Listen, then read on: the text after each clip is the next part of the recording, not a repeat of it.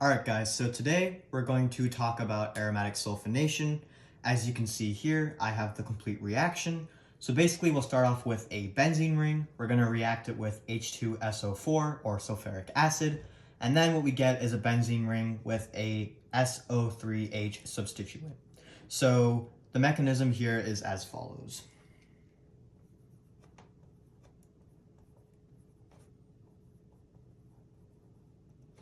Okay, so the first couple of steps is what I like to call preparing an electrophile. And basically all that means is that we need to form a molecule that our benzene ring can attack. So what we do first is we bring in H2SO4,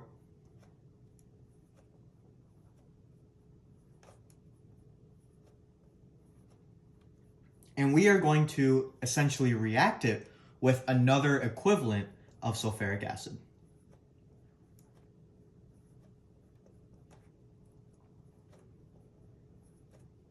And so now that we have both of our sulfuric acids down, what we can do is we can take our O and depronate an H from that second H2SO4 and get a new molecule where one of our O's, or oxygens, has two H's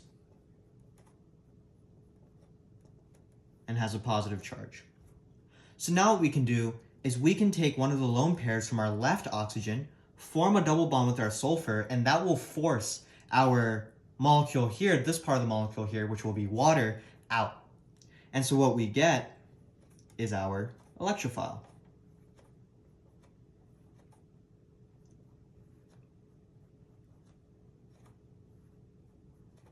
So now that we have a molecule that we can attack with our benzene ring, that's exactly what we're going to do. So we are going to bring in our benzene ring,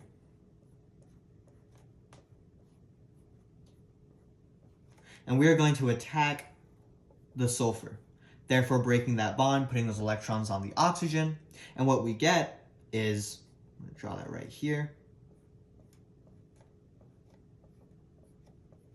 it's a molecule that looks like this.